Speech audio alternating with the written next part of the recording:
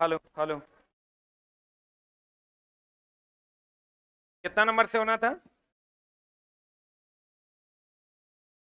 हमको तो याद है 195 से होना था ना। ना भाई, हमको याद है यहीं से होना है। अब तुम लोग को याद नहीं रहता है, तुम लोग का तो बहुत ना क्लास रहता है। शुरू करें? हमने कहा था इस्पात किसको कहते हैं? लोहा में कुछ मिला देंगे तो इस्पात बनेगा। लोहा में कार्बन मिलाएंगे तो इस्पात। लोहा कार्बन और कुछ मिला देंगे तो मिश्र इस्पात। कौन इस्पात? मिश्र इस्पात बनता है। दो या दो से अधिक धातु या अधातु को मिलाकर क्या बनता है? मिश्र इस्पात। किसी धातु को सफेद सोना कहा जाता है। कल पढ़ाए थे हम आपको, किसको? प्लेटिनम को। आशा धातु किसको कहते हैं? बताओ किसको कहते हैं? आशा धातु लिखना कहते हैं यूरेनियम को। यूरेनियम को कौन धातु कहते हैं? आवारा तत्व किसको कहते हैं? आवारा तत्व किसको कहते हैं? हाइड्रोजन को। सफेद स्वर्ण किसको कहते हैं? प्लेटिनम को। काला सोना किसको कहते हैं? हाँ, काला सोना किसको कहते हैं? पेट्रोलियम को। हाँ हाँ हाँ, तू याद कर ले होगा ही कोयला को। काला सोना किसको कहते हैं? पेट्रोलियम को। काला सोना किसको कहते हैं? पेट्रोलियम को। यही याद रखो। इसको द्रव सोना भी कहते हैं। कौन सोना कहते हैं? अब चुप। काला सोना किसको कहते हैं? पेट्रोलियम को। अगर नहीं रहे पेट्रोलियम, तब क्या मारना? कोयला। आशा धातु किसको कहते हैं? यूरेनियम को। सफेद सोना किसको कहते हैं? प्लेटिनम को। प्लेटिनम को एडम उत्प्रेरक के नाम से भी जानते हैं। प्लेटिनम को क्या कहते हैं? एडम उत्प्रेरक। प्लेटिनम को क्या कहते हैं? एडम उत्प्रेरक। इसी को व्हाइट गोल्ड के नाम से भी जानते हैं। व्हाइट गोल्ड मतलब सफेद सोना। पढ़े? बढ़े। लोहे की कील, अल्युमिनियम का तार पीटने पर किस में बदल जाता है? किस में बदल जाता है? सीट में। तो वही क्या मामला है? धातु का नाम सुने हो ना? धातु। धातु की अगर हम बात करें, इसमें एक गुण होता है अधात वर्धनीयता। कौन सा गुण होता है? अधात वर्धनीयता। इंग्लिश में इसको कहते हैं मेलिएबिलिटी। मेलिएबिलिटी। पीट कर चादर बनाने का गुण। एक होता है तन्यता, जिसको हम कहते हैं डक्टिलिटी। खींच कर तार बनाने का गुण। आई दोनों जो होता है, सबसे अधिक किसका होता है? सोना का। उससे कम चांदी, उससे कम कॉपर, उससे कम अल्युमिनियम। कल एगो लड़का का 0.4 से नहीं हुआ है। कितना से नहीं हुआ? अगर में क्वेश्चन हुए, वो गलती किया, मन तो क्या दे मुंह मुंह सड़ाक सड़ाक। लेकिन अब क्या कहेंगे, वो फाड़स ही बढ़ा सकते हैं उसको। क्वेश्चन था कि खींच कर तार बनाना क्या कहलाता है? तन्यता। प्रोग्राम में एगो ऑप्शन था आधात वर्धनीयता, एक ऑप्शन था तन्यता, एक ऑप्शन था आधात वर्धनीयता और या तन्यता। और मार दिया आधात वर्धनीयता या तन्यता। ये दोनों होगा नहीं, होगा आंसर क्या? तन्यता। 0.4 से रिजल्ट नहीं हो। क्या? जल्दी से इसको लिख लो। ये वो लड़का 3 साल तक वेटिंग में रहा था। दूध में होता है लैक्टिक एसिड, गलती मार दिया। बड़का भाई का नौकरी हो गया, छोटका भाई बच गया। जब जब दूध को देखता होगा लैक्टिक एसिड याद आता होगा। कंपटीशन चला यही ना है। एक हम लोग को पहली बार में नौकरी नहीं हुआ था ना, तो हम लोग बोले कि साला ये धांधली होता है। सबसे बढ़िया माना है, कह देना कि धांधली हुआ इसलिए हमारा नहीं हुआ। अब बताओ, तोहर हमारे घर के अगल बगल के लोग नहीं लिया है नौकरी। अब अगर 2-4-10% हो रहा है, तुम इन सरकार को चुनते हो जी। सरकार चुनने टाइम में राम मंदिर पे सरकार चुनते हो, रोजगार पे सरकार चुनते हो। जिस चीज पे सरकार चुन रहे हो वो चीजें तुमको मिल रही हैं। अब सरकार भी क्या करेगी, चला यहाँ तो सिस्टम में बैठे लोग गड़बड़ है। अब बताओ, अभी जो पकड़ाया है वो बिहारी का है, नवादा का। अच्छा, सरकार क्या करेगी, मोदी जी वहां बैठ के तो और क्वेश्चन पहरा करेंगे। तू ही करप्ट है। अच्छा, मोदी जी बैठ के हर जगह क्वेश्चन पे पहरा दे पाएंगे? बिहार, बताओ, नवादा का है वो, एसएससी का जो पेपर लीक किया है, कि कहाँ से उचित है? दोनों पेपर लीक में वही है, एक ही आदमी। अभी एएलपी का एग्जाम कैंसिल हुआ, उसमें भी उसका नाम जैसे कर रहा है। चला सेंटर में लग के है, तोरे चचा होगा, हमरे चचा होगा। ये फ्रॉडगिरी कर रहा है, समाज को सबको बदलना किसी सरकार का काम है? ये तो अभी तोरे अगर ऑप्शन मिल जाए ना जुगाड़ के, तू ही केकरो से नहीं पूछेगा। तो पहले अपने अंदर इंसानियत लाओ। अगर कोई सेटिंग कर रहा है तो करवा तो स्टूडेंट ही ना रहा है रे।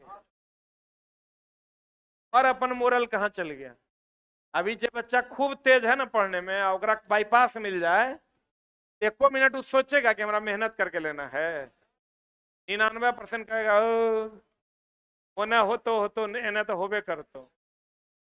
ये गलत बात है ना। अब बताओ ना, कहाँ वो एसएससी में भी बिहारी का लड़का है, तो उल्टा पुल्टा करता है। लोहे की कील और एल्युमिनियम की तार को पीटने पर क्या बनता है? सीट। और खींचने पर क्या बनता है? तार।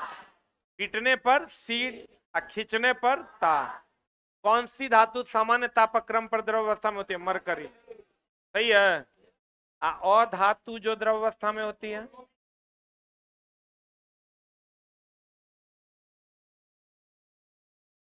बीच में मारल जाता है गरीब बच्चा, जरा पैसा नहीं है।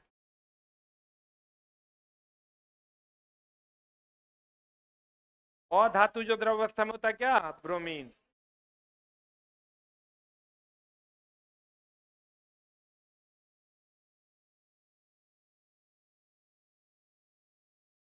पढ़े? एक चीज याद रखना, ब्रोमीन को कहते हैं लाल द्रव। क्या कहते हैं इसको? KMnO4 पोटेशियम परमैंगनेट जो होता है, KMnO4 को कहते हैं लाल दवा। ब्रोमीन को क्या कहते हैं? लाल द्रव। KMnO4 को क्या कहते हैं? लाल दवा।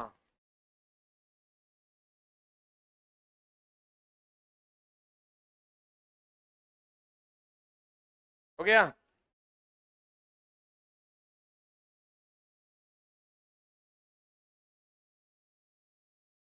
ब्रोमीन को क्या कहते हैं? लाल द्रव। KMnO4 को क्या कहते हैं? लाल दवा। पढ़े? नाम है रे। पोटेशियम परमैंगनेट लाल दवा है, यूज होता होगा, केमिस्ट लोग यूज करता होगा। एल्युमिनियम के बने बर्तन या अन्य पदार्थ अच्छे उष्मा संचालक क्यों होते हैं? उनमें जल्दी गर्म करने की क्षमता होती है। देखो इसको, इसका क्वेश्चन क्या पूछता है आपको? क्वेश्चन पूछता है एक विशिष्ट उष्मा धारिता, नाम सुने हो? विशिष्ट उष्मा धारिता, स्पेसिफिक हीट कैपेसिटी, यहां से क्वेश्चन रहता है। जो जल्दी गर्म होगा, जल्दी गर्म होगा, उसका विशिष्ट उष्मा धारिता उच्च होगा। हाँ, निम्न होगा। रुक रुक रुक। अच्छा बताओ, तो बर्तन जल्दी गर्म होगा कि पानी? बर्तन ना जल्दी गर्म होगा रे।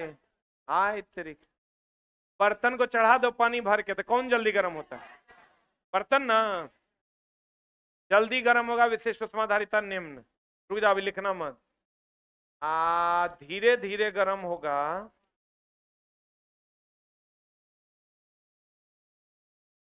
धीरे धीरे गर्म होगा विशिष्ट उष्माधारिता। रुक, लिखना मत कुछ। बताओ जल्दी जल्दी गर्म कौन होता है, बर्तन की पानी? हाँ, अब बर्तन में हम एग्जांपल में ले लें एल्युमिनियम, कॉपर, पीतल। पीतल का भी तो बर्तन होता है। अरे पीतल का बर्तन नहीं होता, शादी ब्याह में देता है, श्राद्ध में। एक एग्जांपल क्या है? पानी। रुक जा, रुक। पूछता है बच्चा, एक में गड़बड़ करिए देता है। विशिष्ट उष्माधारिता पूछेगा उच्च की निम्न, कोनो न कोनो तुम मार के मारिए देगा। इससे याद रखना, पानी ज्यादा है कि बर्तन? अरे पृथ्वी पर कौन ज्यादा? पानी के बर्तन? कौन ज्यादा? ए रे बाबू, लंबा लंबा तनी कम छोड़ो। लॉज में रहती है उतना छोड़ती है, तैयो यहाँ के छोड़ पूरे कहने चश्मा। बाप रे भाई, लोग को हमको लगता है एक जगह बैठा दिया जाता है लंबा लंबा।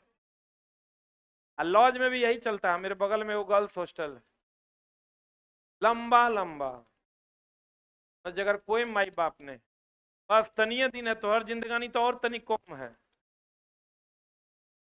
सीधा एक बाद तुरंत विम साबुन, सीधा।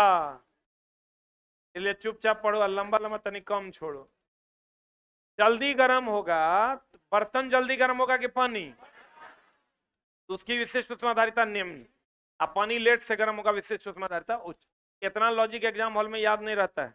एग्जाम हॉल में ये याद रखना कि पानी ज्यादा है ना पृथ्वी पर, तो उसकी विशिष्ट उष्माधारिता उच्च। अब बर्तन यानी अल्युमिनियम, कॉपर, ये सब कम न है, तो उसकी विशिष्ट उष्माधारिता बन जाएगा। लिख लो। लड़की लोग को तो 1 मिनट बर्बाद नहीं करना चाहिए, सीधा बिंबार। मजाक में नहीं लेना, सीरियस हो जाओ तुम लोग, बहुत पछताएगी ना। मैंने भोरों में धोना पड़ेगा, शामों में।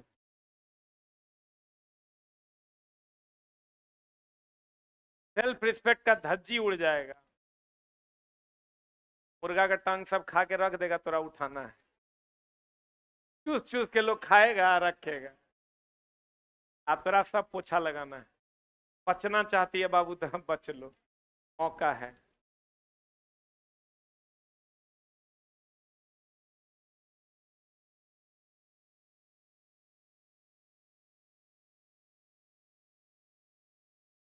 हो गया। विशिष्ट उष्माधारिता से यह पता चलता है कि कोई जल्दी गर्म होगा या लेट से गर्म होगा। बढ़े? अरे बढ़े।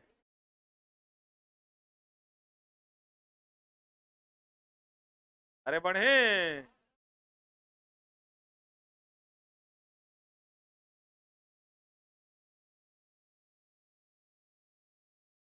एल्युमिनियम के बने बर्तन अन्य पदार्थों से अच्छे उष्मा संचालक होते हैं क्योंकि उनमें जल्दी गर्म करने की क्षमता।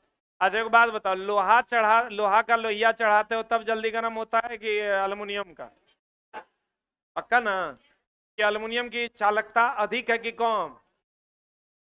तांबा किस कारण से अच्छा उष्मा का चालक है? मुक्त इलेक्ट्रॉन की उपस्थिति के कारण। मुक्त इलेक्ट्रॉन के कारण ये धारा का प्रवाह भी करता है।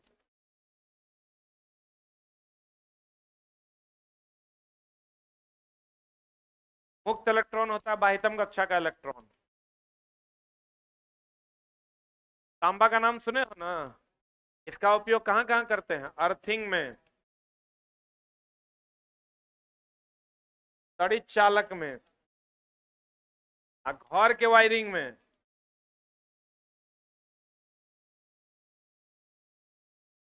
घर के वायरिंग में।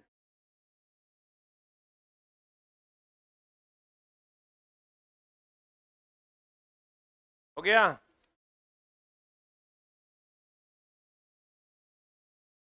कहाँ कहाँ यूज करते हैं रे? अर्थिंग में, तड़ित चालक में, और घर के वायरिंग। घर के वायरिंग में जो तार केबल यूज, अच्छा केबल और तार में क्या अंतर है पता है आप लोग को? नॉलेज के लिए जान लीजिए।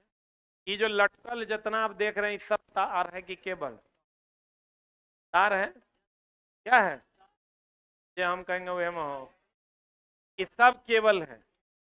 लेकिन हम लोग की करते हैं, हम लोग इंटरनेट वाला तार को केबल कहते हैं, 30 वाला तार जाता है केबल कहता है, बाद बाकी सबको तार कहते हैं ना। आज से ही जान लीजिए, जकरा पे कवर है वो केबल है, जकरा पे कवर नहीं है वो तार है।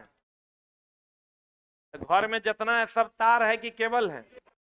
केबल है। वो जो पोल पर देखते हैं वो सब क्या है? तार है। और ओकरा में अगर कवर लगा हुआ है तो केबल है। ऐसे याद रखो, क से कवर, क से केबल। बोलन रे, कवर लगा हुआ है तो क्या है? केबल है। और कवर नहीं है, नंगा है, क्या है? तार। ये घर में जितना है सब क्या है? घर में सब समानांतर क्रम में होता है, समानांतर में वोल्टेज समान होता है। ये तो आप पूछबो किया है चंद्र प्रीवियस ईयर में। समानांतर में वोल्टेज समान होता है। देखो सब पंखा के स्पीड एक जैसा है। अब जो खराब है उसका स्पीड गड़बड़ है। अब अगर बेयरिंग खराब हो गया, लेकिन बाकी सब पंखा का स्पीड देखो तो एक जैसा है कि अलग अलग है? क्योंकि वोल्टेज समान है। यही क्वेश्चन तरह पूछा था, घर की वायरिंग समानांतर में होती है क्योंकि समानांतर में वोल्टेज का मान समान है। क्लियर है बाबू? सबसे पुरानी धातु हम तरह बोले थे, कहेगा सबसे ज्यादा प्रयोग किया जाने वाला धातु लोहा। मैडम कहती है तांबा। क्लास में यही ये नहीं है। कल, अरे कल नहीं बोले थे हम? क्या बोले थे बताओ? लोहा। हम कल बोले थे सबसे पहले प्रयोग किया जाने वाला धातु कौन? क्लास में है नहीं तुम। क्लास में लौट आओ जाने मन, ना तो गड़बड़ हो जाएगा। आधा से बेसी लोग तो क्लास में है ही नहीं है। के नहीं है अभी जो पढ़ाए हैं ना, कितना प्यार से पढ़ा दिए। और जो क्लास में नहीं होगा कुछ समझे में नहीं आ रहा, वो अस्थिर से पूरा बॉडी ला के ऐसे छोड़ दिया। अरे दैत्य राज, ध्यान से समझना क्या कह रहे थे हम। सबसे पहले उपयोग किया जाने वाला धातु तांबा, और सबसे अधिक प्रयोग किया जाने वाला लोहा। कल लो बताए थे। हमारे आसपास देखो खाली लोहे लोहा है, नहीं है? तो कहते हैं दोस्त मेरे, सबसे पुराना धातु कौन सा इसका आविष्कार 900 ईसा पूर्व में हुआ? ये है, उससे लिखो नोग्राम रट्टा मारे हुए हैं कि नौ, हम 8 पढ़ाते हैं रे। 2000 ईसा पूर्व में हुआ। कौन है? तांबा। लिख लो, सबसे अधिक प्रयोग किया जाने वाला धातु, सबसे अधिक प्रयोग किया जाने वाला धातु, सबसे अधिक प्रयोग किया जाने वाला धातु कौन? लोहा। कल नहीं ना आया था तुम? है ना? आया है। पर चेहरे देखने से लग रहा है कल तुमने। कैसे पता चला? तो तुम 195 से लिख रहा है, उससे पहले तो और कुछ नहीं लिखा, लेकर मतलब तू कल नहीं आया था।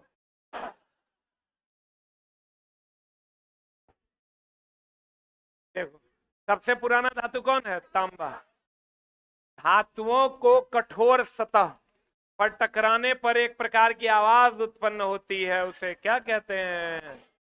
ध्वनिक कहते हैं। धातु ध्वनिक होता है, मारोगे करेगा टन टन, ठीक ना? इसे कहते हैं सोनोरस। ठीक है। मौलिक अवस्था में पाई जाने वाला धातु कौन कौन सा है? सोना। देखो तोरा की पूछा था, तोरा पूछा था मुक्त अवस्था में पाई जाने वाली धातु कौन, पूछा था? अरे तोरा पूछा है क्वेश्चन, मुक्त अवस्था में कौन धातु पाया जाता है? प्लेटिनम, सोना। इसको तुम मुक्त अवस्था में रख दोगे, इस पर कुछ नहीं होगा। लोहा मुक्त अवस्था में रहेगा? रख के देखो, जंग लग जाएगा। जंग लग जाएगा तो उसका भार बढ़ेगा कि घटेगा? पहले बढ़ेगा फिर घटेगा। बाप रे बाप, ये मैडम कुछ बुझाइए नहीं रहा है ना? बुझा रहा है, बुझा रहा है। बताइए लोहा का फॉर्मूला क्या होता है? अच्छा बताइए, लोहा में जंग लगेगा तो भार बढ़ेगा कि घटेगा? रुको, जरा बुझा रहा है ना, जरा हम बताते हैं। लोहा में जंग लगेगा, कोई नहीं बोलेगा, जब बोलेगी ओकरे को खड़ा करके खड़ देंगे हम। एक ऑप्शन है तुम्हारा बढ़ेगा, दूसरा ऑप्शन है घटेगा।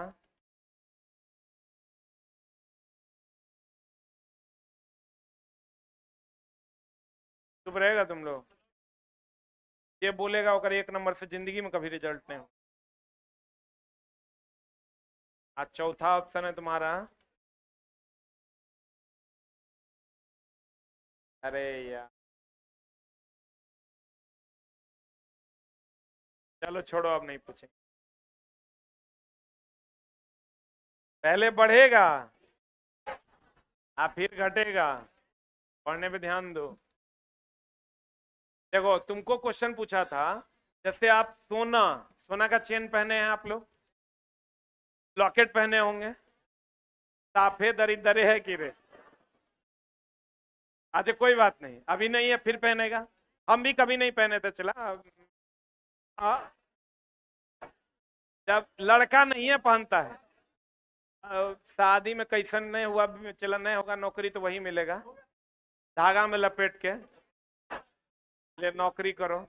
कहते हैं दोस्त मेरे, अगर अगर अगर हम सोना की बात करें, सोना मुक्त अवस्था में पाया जाता है, लोहा नहीं पाया जाता। इतना क्वेश्चन पूछा है, मुक्त अवस्था में पाया जाता है। प्लेटिनम, गोल्ड, ये सबको तुम फ्री स्टेट में रख दोगे, उस पर जंग नहीं लगता है, इसीलिए तो ये महंगा है। लोहा रख दो तो जंग लग जाएगा। तो वैसी धातु जिसको एकदम छोड़ दें और उस पर जंग ना लगे, तो कहते हैं यह फ्री स्टेज में रह सकता है। कहते हैं दो मौलिक अवस्था में पाई जाने वाली धातु कौन कौन है? सोना, चांदी और तांबा।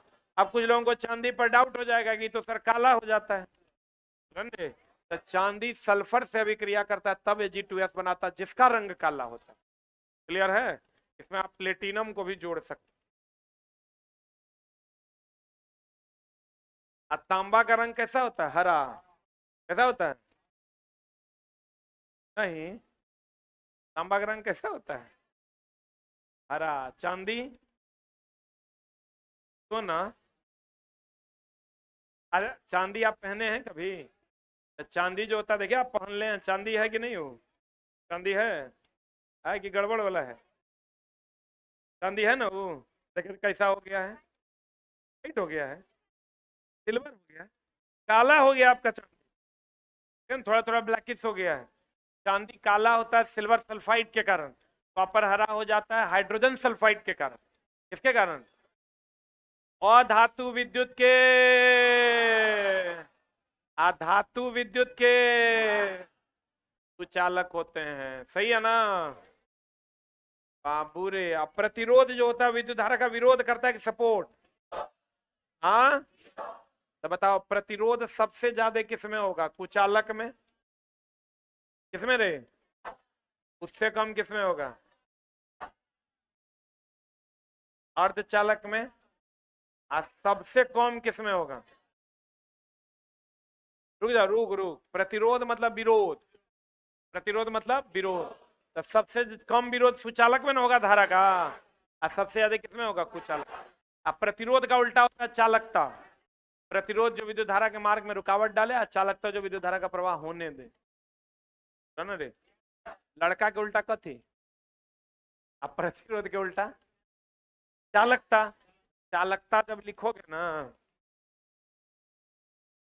चालकता जब लिखोगे तो सबसे ज्यादा होता है किसका? चालक का। उससे कम किसका होता है? अर्धचालक का। और सबसे उससे कम किसका होता है? अर्धचालक का एग्जाम्पल कौन कौन है? सिलिकॉन। आई दोनों का संयोजी इलेक्ट्रॉन 4 होता है, बस आगे बात करेंगे।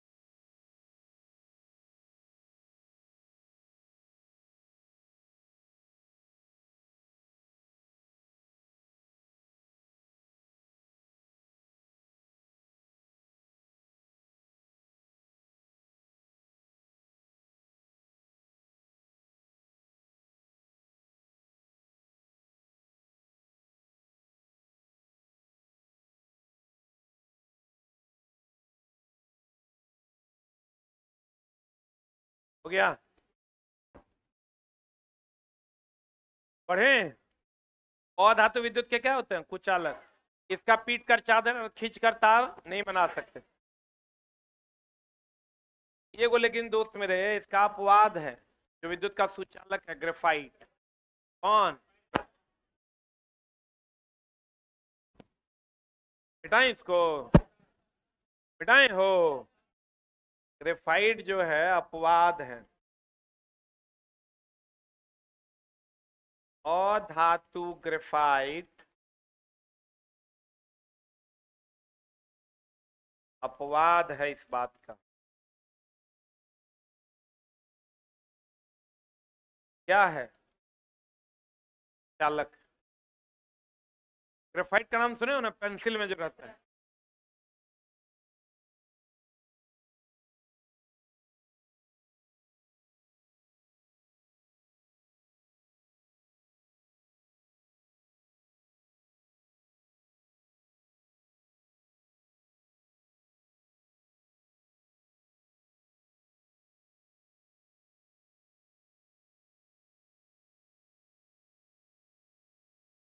हो गया?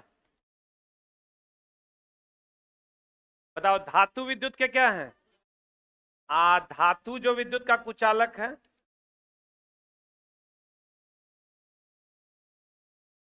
अपवाद।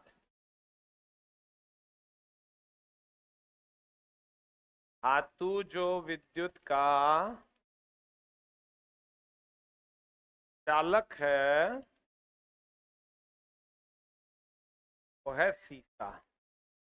सीसा धातु है क्या? धातु? धातु है, लिखिए।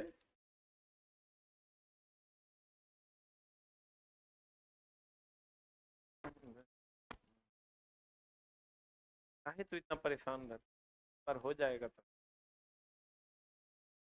रहता है तुम। लास्ट अटेम्प्ट पर कहानी खत्म है। एकदम इस बार होवे करेगा। बढ़िया स्पॉट। हो गया? अरे हो गया।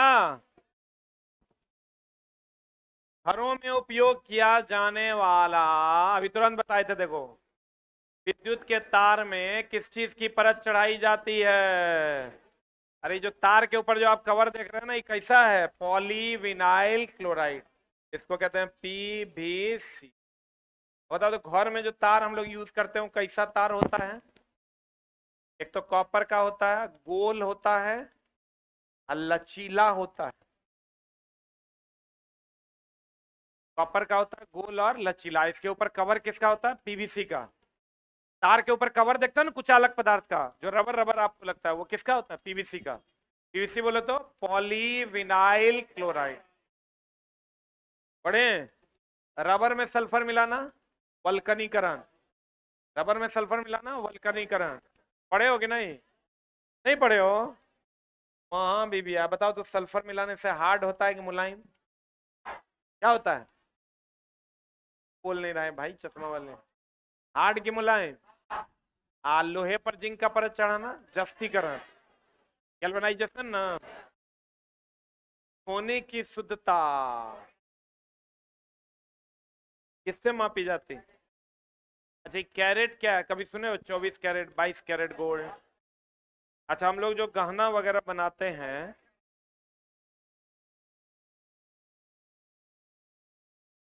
हाँ,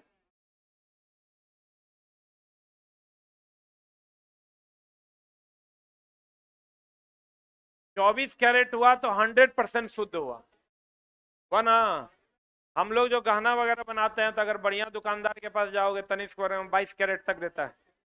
और थोड़ा में जाओगे नीचे तो 20 कैरेट देता है, 16 कैरेट देता है। वो लोहा उसमें अगर मान लो तुमको 24 कैरेट हो गया तो 100% हो गया। 24 कैरेट बोले तो 100% क्या हो गया? सोना हो गया। और यही अगर मान लो तुमको 18 कैरेट देता है, अगर मतलब समझ लो 75% है। अरे 6 चौका 24 ना।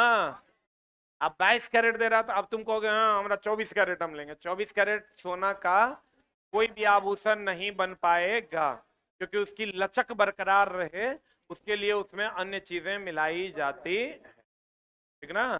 इसलिए अगर आप 24 कैरेट में आपको क्या मिलेगा, बिस्किट, बिस्किट होता है ना, वो आपको कंप्लीट 24, वो 24 कैरेट नहीं होता, वो 24 कैरेट से थोड़ा सा कम होता है। 24 कैरेट गोल्ड बहुत कम उपलब्ध होता है किसी खास शेप में।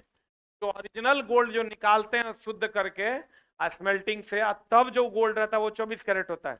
लेकिन अगर उसको किसी शेप में देना है तो अप्रॉक्स, अगर जैसे से आप जैसे कोई बिस्किट ले लिए तो लगभग 24 कैरेट होगा। कोई ऐसा गहना ले लिए जिसमें बहुत ज्यादा लचक है, बहुत ज्यादा मोड़ है, तो उसकी कैरेट क्या हो जाएगी, कम हो जाएगी। तो लोहे की शुद्धता को किसमें नापते हैं, कैरेट में। और एसी, सोने की शुद्धता को कैरेट में नापते हैं, और एसी की क्षमता को टन में नापते हैं। एसी की क्षमता को लिख लो एक लाइन, लो सोने की शुद्धता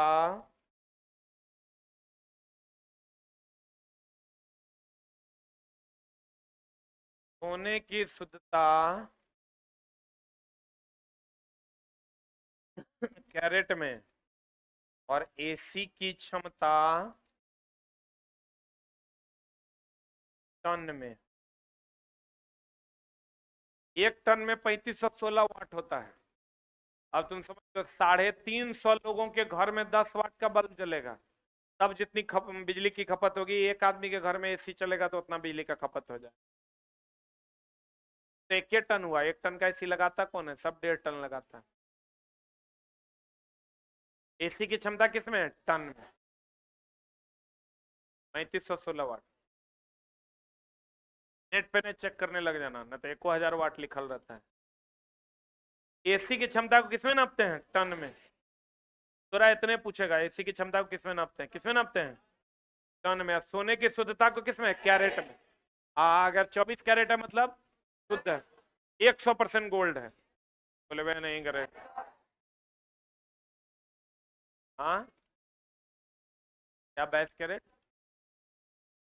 निकालो, नहीं हम निकाल देंगे, हमारे छोटा मैथ के मास्टर है रे, अगला है। 24 निकाल निकाल देंगे। छोटा 24 कैरेट इज इक्वल टू 100%। इसलिए 1 कैरेट में कितना, इसलिए 22 कैरेट में कितना, भागा दे दो आंसर आ जाएगा। 100/24 ना भाई, ऐसे भी नहीं निकाल सकते हो तो हर 4% 25% होता है। हर 6 जो है 25% के बराबर होता है, देखो ना। 6 चौका 24, 4 2 6, यानी 4 33% के बराबर होगा, यानी 25 है रे। 6 चौका 24 करो ना यार, तुम लोग मेरे मैथ पे हंस रहा है ना रे। छोटा तो और मैथ वाला जो मास्टर है ना, ओकरा 3 दिन तक पढ़ाते रह जाएंगे, उठने नहीं देंगे। बात करता है, इंजीनियर आदमी है, हमारा मैथ खराब है, तोरे जैसन है। 1/10 अभी पूछेंगे बताओ कितना होगा पॉइंट में, तो कहेगा लाओ कॉपी कलम देखते हैं। ए मैडम बताइए, कोई नहीं बोलेगा। 1/100 का वैल्यू पॉइंट में बताओ, जल्दी बता, आज तोरे पर गर्हित है ना, आ रहा है तुरा। अरे पाइथागोरस थ्योरम बताओ, बताओ जल्दी, नहीं पता है, बोलो पाइथागोरस। अरे ये नहीं पढ़ी है जी, कर्ण स्क्वायर बराबर लंब स्क्वायर जो आधार स्क्वायर। मारो, कोई मारो हमको, कोई बात नहीं, याद नहीं रहता है, हम लोग मास्टर है ऐसे ही, बच्चा सबको चमकाते रहते हैं, याद थोड़े रहता है सब, अस्थिर से पढ़िए हो जाएगा। कौन, ये वो चीज और ध्यान रखो, पढ़ाई पे थोड़ा ज्यादा टाइम दो ना तो गड़बड़ हो जाएगा। सोने की शुद्धता, ना रुकना, धातु की शुद्धता को आर्किमिडीज के सिद्धांत के द्वारा भी निकालते हैं। किसके सिद्धांत, आर्किमिडीज के सिद्धांत से निकालते हैं। और एक हाइड्रोमीटर, हाइग्रोमीटर आपको पढ़ाए थे, याद है, बताओ हाइड्रोमीटर क्या नापता है, पढ़वे नहीं करती है, बताओ।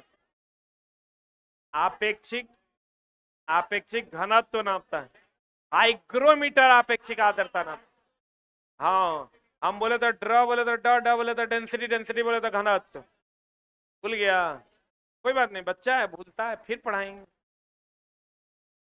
आर्किमिडीज के सिद्धांत पर भी सोने की शुद्धता नापती है। शुद्ध सोना कितना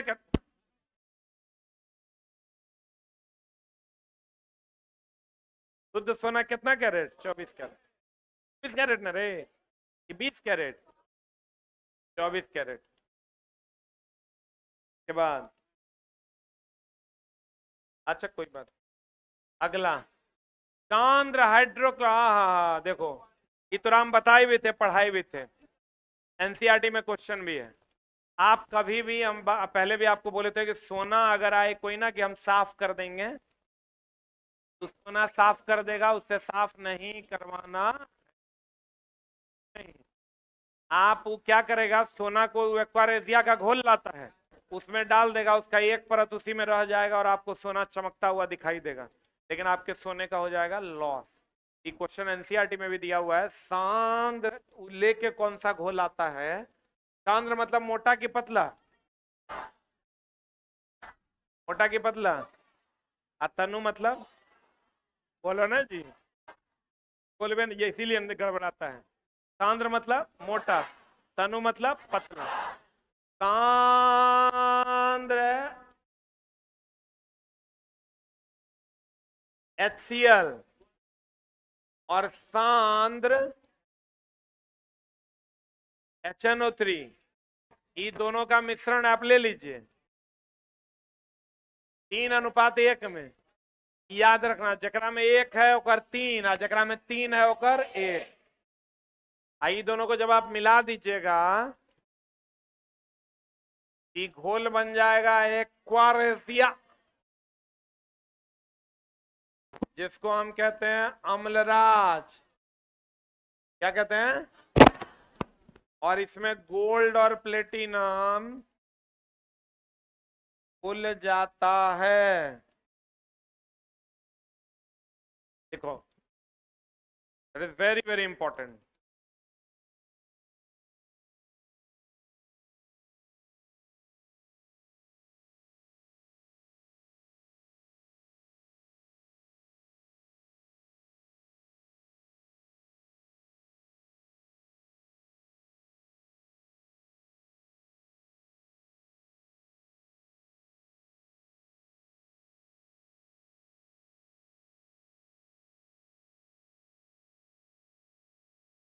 हो गया? एक्वारेसिया में गोल्ड और प्लेटिनम क्या हो जाता है? घुल जाता है। इसलिए कभी भी उससे सोना साफ नहीं करवाना चाहिए। सोना अगर आपको साफ करवाना है तो किसी लीगल आदमी के पास ही जाके साफ करवाइए। ओकरा पास कि सोनारों के पास नहीं साफ करवाना है। साफ करवाना है, सामने में बोलना है ब्रश लो, एसिड लेके साफ करो, सिर्फ H2SO4। कोई दिक्कत नहीं, उस लेके साफ करेगा, कुछ नहीं होगा। बढ़े? अरे बढ़े। सांद्र हाइड्रोक्लोरिक अम्ल, सांद्र मतलब मोटा कि पतला? और सांद्र नाइट्रिक अम्ल, ये मिश्रण को क्या कहते हैं? एक्वारेसिया। इसमें गोल्ड और प्लेटिनम क्या हो जाएगा? घुल जाएगा। सही है, दोनों सांद्र होगा। यही एनसीईआरटी में क्वेश्चन है एग्जाम्पलर में। फ्यूज किसका मिश्रण है? रुक रुक रुक रुक रुक रुक रुक रुक रुक रुक रुक रुक रुक। देखो, एक बात बताओ, किसी भी तार में विद्युत धारा का प्रवाह होगा तो गर्म होगा कि ठंडा? पक्का? अब देखिए, मान लीजिए ये आपका घर है। क्या है ये आपका? और ये आप हैं, आपकी भावनाएं हैं, ये आपका प्रोडक्ट है, ये मीटर है। कौन क्या है ये? मीटर। मीटर से करंट आएगा पहले फ्यूज में। कहाँ जाएगा? फ्यूज से जाएगा बोर्ड में। अब बोर्ड से आपके घर में जाएगा, चकचका देगा। ठीक है। फ्यूज कहता है कि अगर करंट ई जो तार होता है ना दोस्त,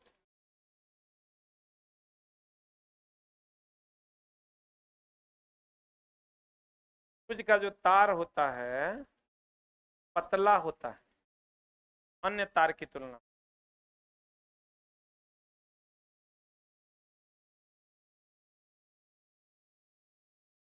ठीक है। तार जो जा रहा है ना, तो फ्यूज का तार होता है पतला। ऐसा होता है।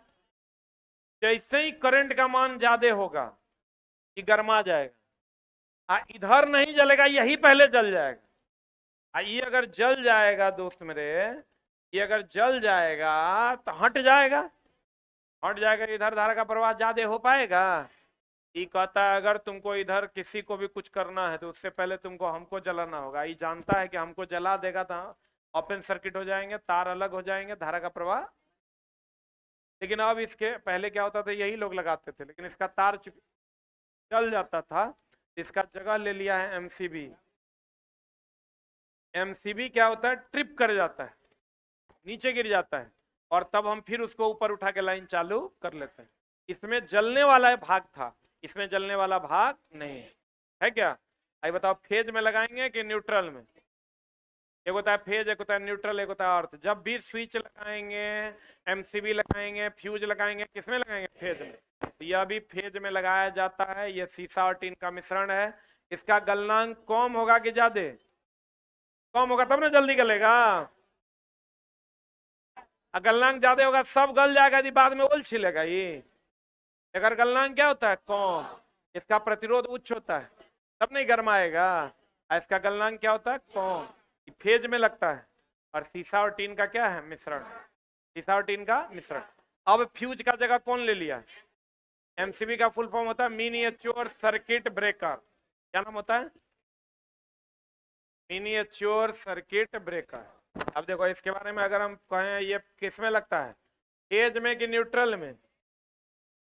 फेज में लगता है। इसका प्रतिरोध उच्च,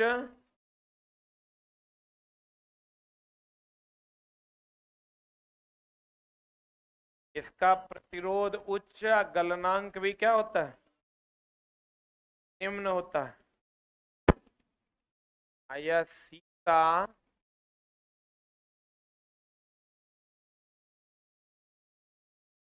रुक रे, रुक रे भाई, हम न तो गड़बड़ा जे तो रुक। 63-37 पूछता है, ऐसे याद रखना। 100 से सीसा, 100 से 37, 100 से सीसा, 100 से 37। ये कितना परसेंट हो जाएगा? 63। कितना हो जाएगा? 63%। अब फ्यूज का स्थान कौन ले लिया? फ्यूज का स्थान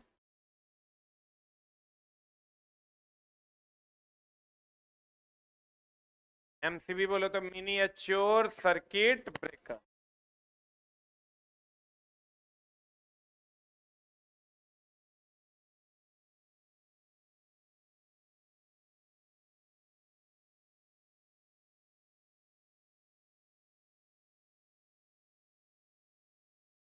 अब कहीं भी देखें फ्यूज लगा हुआ, अब सब जगह क्या लगा होता है? एमसीबी।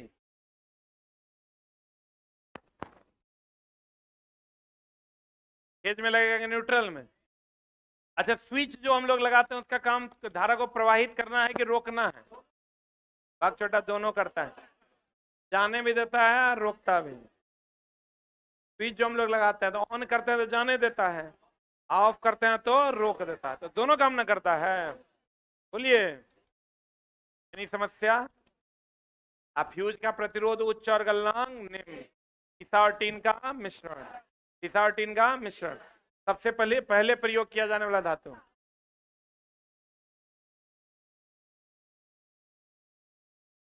बताओ जल्दी से, कोई नहीं बोलेगा।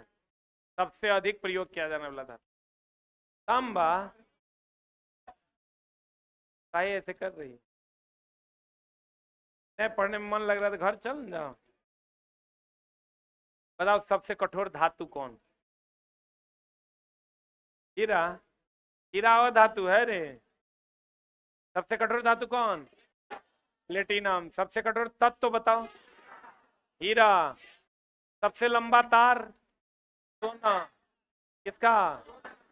सोना। जितना भी हल्की है को नहीं पड़ रही। दिक्कत है तो घर चल जाओ। हाय रे, एक आध दुगो पड़ रही है। अच्छे नहीं भी तो चेक करके दिखा देते हैं, देखो।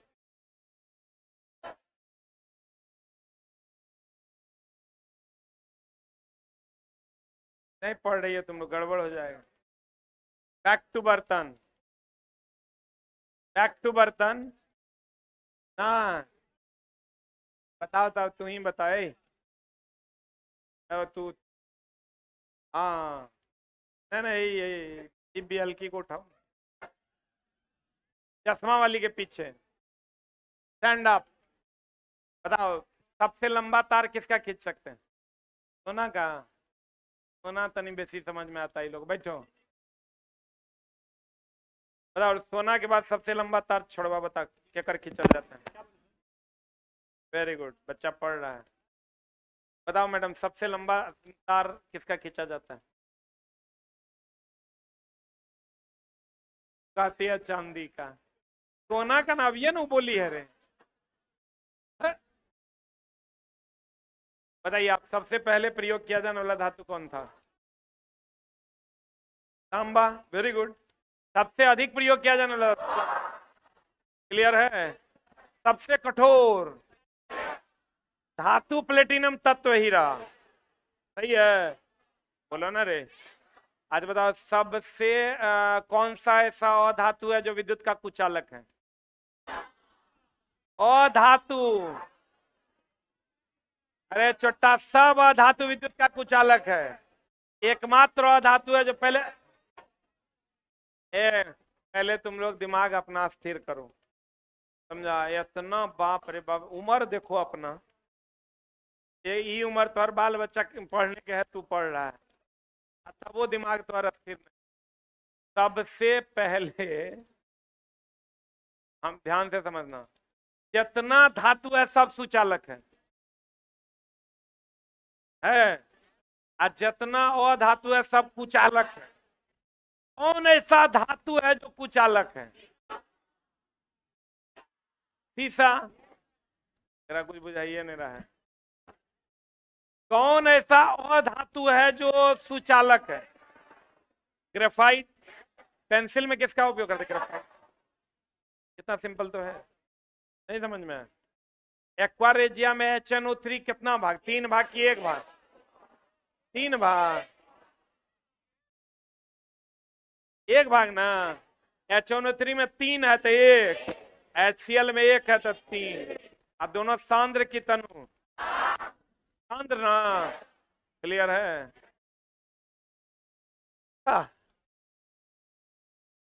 समस्या ही अंचला, क्लास में नहीं रहिएगा, खाली शरीर रहेगा तो नहीं होगा। आपका जितना भी काम है ना, वो सब सेकेंडरी है। आपका प्राइमरी काम है पढ़ना। यहाँ समस्या ही है कि रात में उन्हें बॉयफ्रेंड से गर्लफ्रेंड से झगड़ा करेगा, अब भोरे आके क्लास में बैठेगा। ओकरा लग रहा है अभी जाने दो, फोन करके फिर करी आएंगे। एकदम नहीं होगा। गड़बड़ होना है। इसलिए चला पढ़ाई पे ध्यान, वो सब चलते रहेगा, वो एगो हिस्सा है जीवन का। एकदम वो चलेगा, ओकरा तो रोक नहीं सकता, लेकिन इसको मेन में रखो, नहीं तो मामला हो जो तो गड़बड़। मिलते हैं हम लोग अगली कक्षा में। कल आपका शायद खत्म हो जाएगा। कितना में? टेस्ट पेपर अभी होली के छुट्टी में पूछ लेते हैं बना है कि नहीं। अभी चला सब छुट्टी में था, LP का थोड़ा लोड था। नेक्स्ट वीक से हम लोग हॉट शॉट फिर स्टार्ट करेंगे। क्या? जो भी टेस्ट आपका पेंडिंग है उसको आप करवा देंगे, हम पूछ लेते हैं। ठीक ना? एक भी नहीं, एक तो हुआ था। ज्योग्राफी हुआ था, एक टेस्ट तो हम ही करवाए थे। ज्योग्राफी का एक टेस्ट हुआ है ना। अच्छा, हम पता कर लेते हैं क्या स्टेटस है आपका, ठीक है ना? फिर देख करवाते हैं। पेपर तो छपा हुआ है।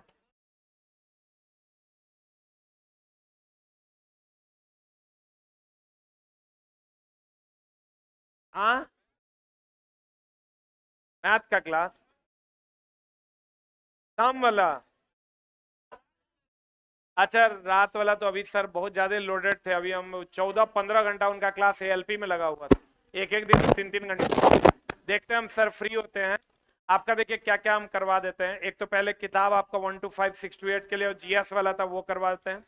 दूसरा साइंस स्पेशल बुक आना था वो आ जाएगा। एनसीईआरटी बुक भी आ रहा है फाइनल, पहले वही आएगा। और उसके बाद आपका हॉटशॉट नेक्स्ट वीक से स्टार्ट हो जाएगा। और इधर जितना आपका टेस्ट बचा हुआ है, क्या वो हिस्ट्री का टेस्ट है या मेरा टेस्ट, तो दोनों हो गया है ना। मेरा ही खत्म होगा, ये भी टेस्ट हो जाएगा। जो आर्ट्स पेपर का टेस्ट पेंडिंग है वो भी करवा देते हैं, यही ना करना है, करवा देते हैं। Thank you very much.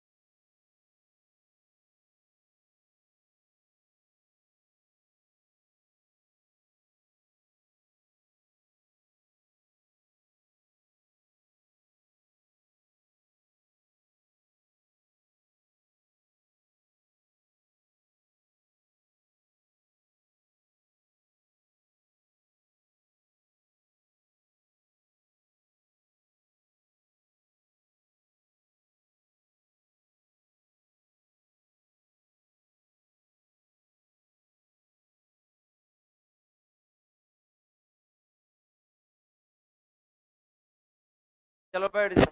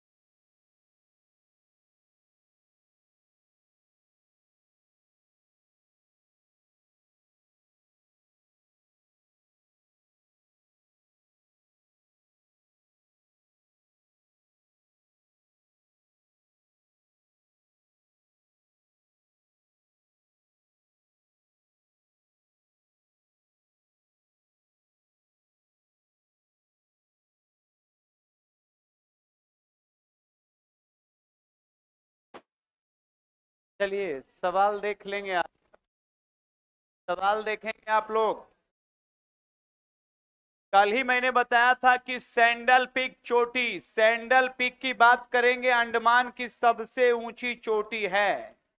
और सैंडल पीक के संदर्भ में कह रहा है कि सैंडल पीक की ऊंचाई कितनी है, 732 मीटर। कितना मीटर? किसका? ये सैंडल पीक चोटी अंडमान में 732 मीटर इसकी ऊंचाई, जो अंडमान की सबसे ऊंची चोटी है। अंडमान की बात करेंगे तो ये ध्यान रखिएगा कि अंडमान निकोबार, तो अंडमान की बात करेंगे, अंडमान निकोबार की बात करेंगे तो सबसे ऊंची चोटी जो अंडमान निकोबार के उत्तरी अंडमान पर है। अंडमान निकोबार के किस अंडमान पर? उत्तरी अंडमान पर अंडमान की सबसे ऊंची चोटी का नाम क्या है? Sandal peak. क्या नाम? तो सैंडल पीक याद रखेंगे। 732 मीटर अंडमान की सबसे ऊंची चोटी कहां पर है? उत्तरी अंडमान। कहां पे? उत्तरी अंडमान। नेक्स्ट सवाल की ओर चलेंगे। क्या कहता है? अपवाह शब्द से क्या तात्पर्य है? अपवाह का मतलब होता है बहाव। क्या होता है? होता है। और ये शब्द प्रयुक्त है, याद रखेंगे, जल प्रवाह। कौन प्रवाह? तो सदैव ध्यान रखिएगा कि जल प्रवाह दो प्रकार से होता है, एक नेचुरल होता है और एक आर्टिफिशियल। नेचुरल जल प्रवाह ध्यान रखिएगा नदियों के द्वारा होता है। किसके द्वारा? तो नेचुरल जल प्रवाह की बात करेंगे किसके द्वारा? और आर्टिफिशियल याद रखेंगे नहरों के द्वारा। किसके द्वारा? तो बताइए, नहर मानव द्वारा बनाए गए हैं कि नहीं? और नदी प्रकृति के द्वारा बनाए गए हैं कि नहीं? तो नदी को ही अपवाह तंत्र भी कहते हैं। क्या कहते हैं? क्या कहते हैं?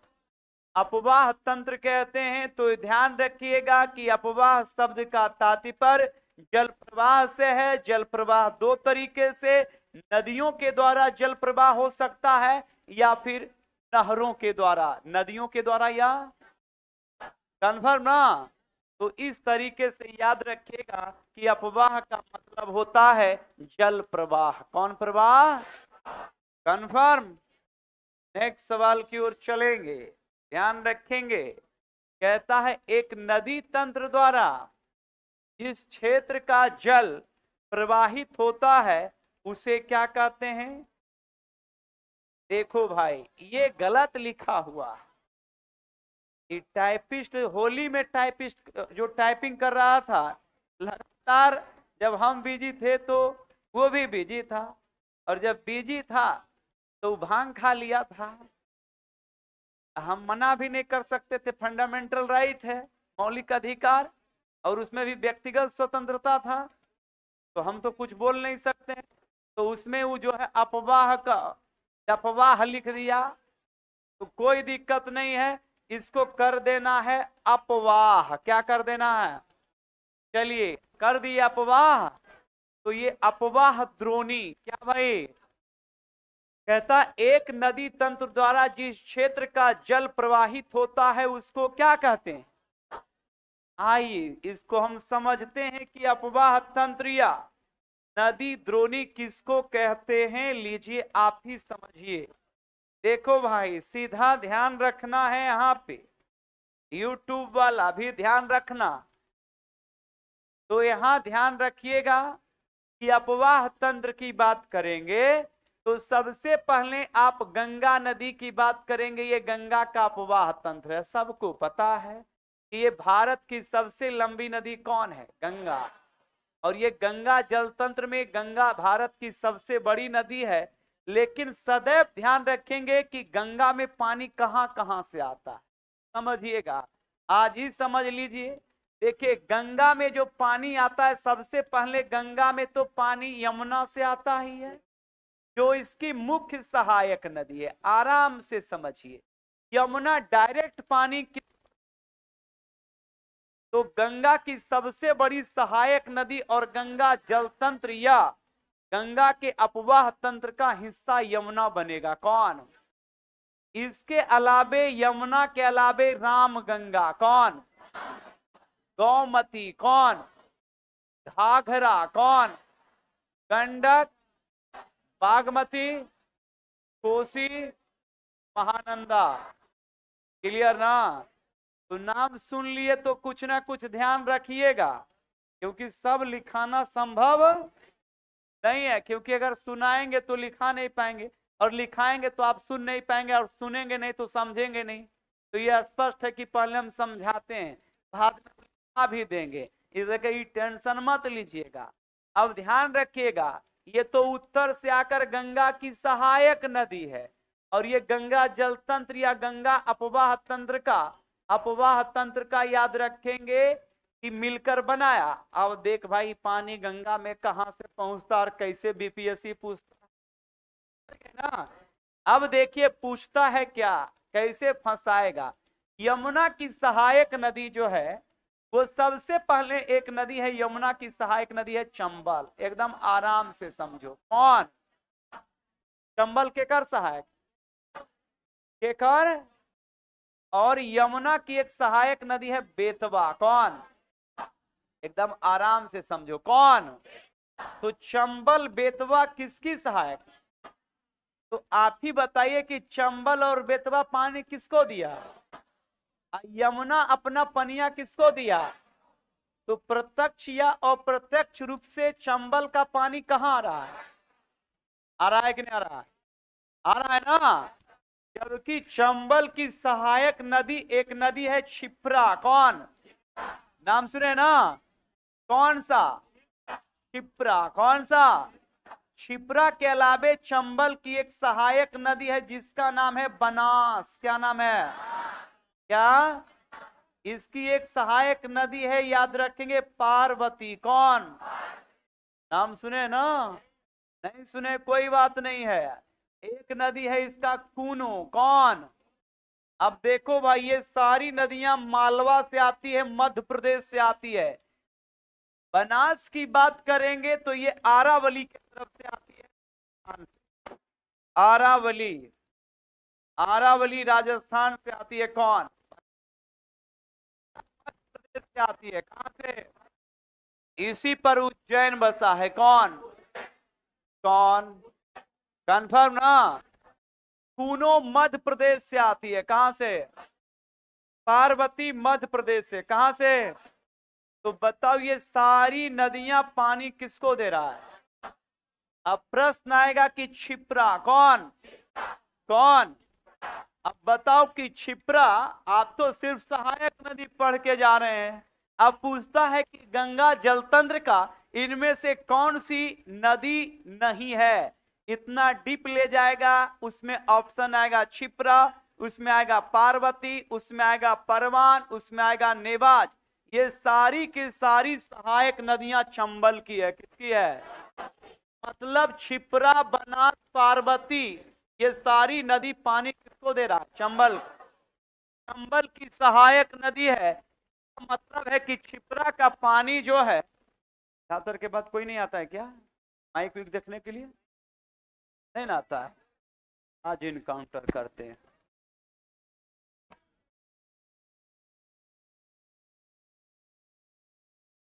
अरे ठीक है, खत्म हो नहीं हो, ये तो ड्यूटी बनता है ना कि भाई आके थोड़ा देख लिए, ठीक है तो है, और नहीं रहेगा तो उसको लगा देना है।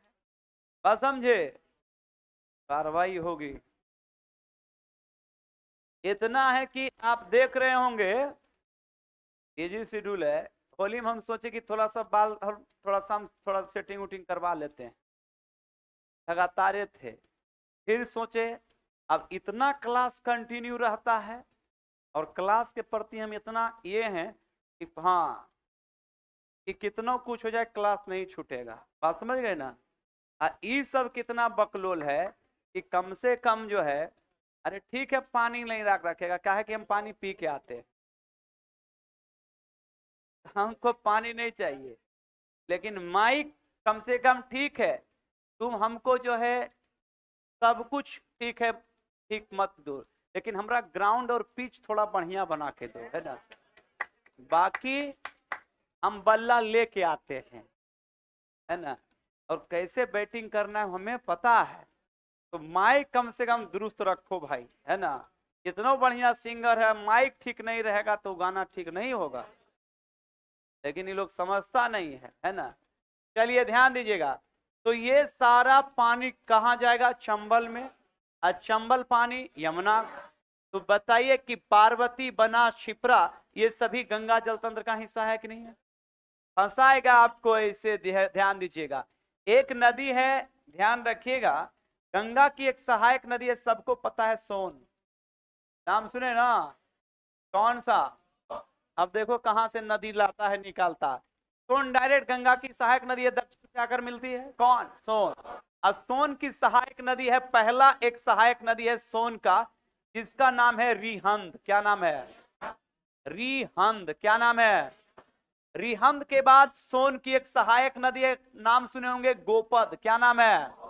सब बीपीएससी में याद रखेंगे, सवाल पूछा जाता है। और एक सहायक नदी छोटा नागपुर से आती है, उधर गुमला तरफ से, झारखंड से आती है, और इसका नाम है उत्तर कोयल। क्या नाम है? कौन कोयल? तो उत्तर कोयल, रिहंद और गोपद, ये पानी किसको दे रहा है? और सोन पानी किसको? तो क्या गंगा जल तंत्र का हिस्सा उत्तर कोयल है? है कि नहीं है? जैसे ये कलम मैंने इस लड़का को दिया, ये लड़का इसको दिया, ये लड़का इसको दिया, लेकिन पैसा तो हमार लगल था, है कि नहीं है? पैसा के कर लगल है, भले ही डिस्ट्रीब्यूट हुआ 50 लड़कों के बीच में, हमने इसको दिया, मैंने इसका सहायता किया, ये इसको दिया, ये इसको दिया, ये इसको दिया, किसी को दिया, लेकिन अंततः अगर उस पर नाम आएगा और अंतिम में जब आएगा कि भाई ओकर कागज निकाली कलम के कहां से है, मेरा आएगा, तो स्पष्ट रूप से ध्यान रखिएगा, हमर आएगा। ध्यान रखिएगा, अब स्पष्ट रूप से ध्यान रखिएगा। तो रिहंद, उत्तर कोयल और गोपद गंगा जलतंत्र की उप सहायक नदियां। कैसी सहायक नदियां? कैसी? कंफर्म ना? तो यही सब मिलकर याद रखेंगे, गंगा जलतंत्र या अपवाह तंत्र बनता है। गंगा, इसी को नदी द्रोणी भी क्या कहते हैं? नदी द्रोणी जल तंत्र या अपवाह तंत्र। नदी द्रोणी, अपवाह तंत्र या जल तंत्र, ध्यान रखेंगे कहते हैं। क्लियर ना? तो ये पूरा ध्यान रखिएगा। अपवाह तंत्र आप समझ गए। इसी लेकर भारत का सबसे बड़ी नदी और सबसे बड़ा अपवाह तंत्र कौन है? कौन? कंफर्म ना? ध्यान रखिएगा। रे लड़का मोबाइल की देखता, घर में पढ़ना, रुकना भाई। पेशेंट को हम डांट रहे हैं तो ऊपर से नर्सों डांट रहा है, डॉक्टर ने डांटेगा, नर्सों को मौका मिल जाता है। बात समझो, इस पर डॉक्टर हम ना डांटेंगे तो इधर दोनों मिलके डांटता है, कंपाउंडर नर्स दोनों डांटना शुरू कर देता है, उसको भी मौका मिल जाता है। व्यक्तिगत मामला में कोई भी हस्तक्षेप नहीं करेंगे, आंतरिक मामला में, है ना? अभी गड़बड़ कर रहा है तो इसको हम डांटेंगे। बात समझ रहे हैं ना? हाँ, ध्यान रखना। तो यहाँ तक आप लोग समझ गए होंगे, बाकी एवरीडे आपको समझाते ही रह रहे हैं। नेक्स्ट सवाल की ओर चलेंगे। क्या कहता है? आराम से समझेंगे भाई। यहाँ पे फिर तो नया आइए रहा है ना, फिर तो अनाउंसमेंट हुआ है ना? हाँ सर, बोले ना एनसीईआरटी लेकर कुछ लेकर बात। हाँ, अरे कल क्या बोल रहे थे? कुछ भी बोल रहे थे ना, फिर होगा टाइम। अब चलो ध्यान दो। विश्व की सबसे बड़ी अपवाह बेसिन का क्या नाम है? अमेजन नदी। कौन? ये दुनिया की सबसे चौड़ी नदी है। दुनिया की क्या है? ये दक्षिण अमेरिका में। कहां पे? दक्षिण अमेरिका में, दक्षिण अमेरिका के ब्राजील में अमेजन दुनिया की सबसे चौड़ी नदी है। दुनिया की सबसे क्या है भाई? चौड़ी नदी। कौन सी? अमेजन। और ये इसका नदी द्रोणी सबसे ज्यादा चौड़ा इसलिए है क्योंकि ये कई लाख वर्ग किलोमीटर क्षेत्र में क्या है? फैला हुआ है। और इसकी कई बड़ी बड़ी सहायक नदियां दक्षिण अमेरिका के विशाल अमेजन वर्षा वन से निकलकर अमेजन नदी में गिरती है। और ध्यान रखिएगा, ये दुनिया का सबसे चौड़ा अपवाह तंत्र या दुनिया का सबसे बड़ा अपवाह तंत्र का निर्माण करता है। कौन? अमेजन। जैसे भारत का, ध्यान रखिएगा, भारत का सबसे बड़ा, याद रखेंगे, अपवाह तंत्र या नदी कौन है? गंगा। इसी प्रकार से दुनिया का सबसे बड़ा अपवाह तंत्र कौन है? अब लड़का क्या पढ़ रहा है कि अब देख लीजिए क्या है, कहता है विश्व की सबसे बड़ी अपवाह बेसिन का नाम क्या है, अमेजन। लड़का पढ़ के जा रहा है दुनिया की सबसे लंबी नदी है नील, क्या? तो ये सत्य है कि दुनिया की सबसे लंबी नदी कौन, नील है, जो दक्षिण जो अफ्रीका से निकलती है और भूमध्य सागर में गिरती है। तो ये सत्य है कि दुनिया की सबसे लंबी नदी पूछेगा तो कौन, कौन, नील। कौन? तो दुनिया की सबसे लंबी नदी कौन भाई, नील नदी। कौन नदी? तो ये पूरा ध्यान रखिएगा कि दुनिया की अगर पूछेगा कि सबसे लंबी नदी, तो ये सत्य है कि नील है, लेकिन ध्यान रखेंगे चौड़ी नदी कौन है, अमेजन। कौन? कौन? कंफर्म ना? ये पूरा ध्यान रखिएगा। नेक्स्ट सवाल की ओर चलेंगे।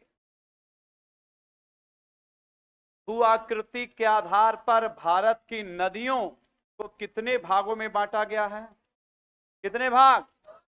हिमालय की नदियां और प्रायद्वीप की नदियां। हिमालय की नदियां, ध्यान रखेंगे भारत के नदियों को दो भाग में बांटते हैं, हिमालय की नदियां और प्रायद्वीप की नदियां। हिमालय की नदियां और प्रायद्वीप की नदियां, हिमालय की नदियां और प्रायद्वीप की नदियां। क्लियर ना? लिख लिए ना? अब आइए इधर आइए, समझिए नदी के बारे में। पूरा आज क्लियर नदी है ना, ध्यान दो भाई नदी के बारे में। सबसे पहले ध्यान रखिएगा नदी के संदर्भ में, गौर कीजिएगा नदी के संदर्भ में भाई, ध्यान दो। सबसे पहले गौर करेंगे यहां पे, तो सबसे पहले भारत की नदी को हम दो भागों में बांटेंगे। कितने भागों में? एक हिमालय की नदियां और दूसरी प्रायद्वीप की नदियां। कहां की नदियां? प्रायद्वीप की नदी का मतलब हुआ दक्षिण भारत। प्रायद्वीप का मतलब क्या हुआ? प्रायद्वीप का मतलब कंफर्म ना? तो ध्यान रखिएगा कि सबको पता है कि यह है हिमालय। क्या है कि नहीं बताओ? ये कौन पर्वत है?